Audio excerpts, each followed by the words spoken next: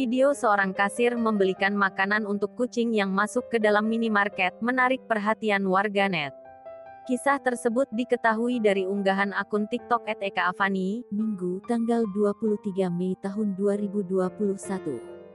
Video viral itu direkam oleh Fani, 19, asal Pamulang, Tangerang Selatan, Banten. Ia mengungkapkan, videonya direkam di sebuah minimarket di daerah Pamulang, Jumat, tanggal 21 Mei tahun 2021.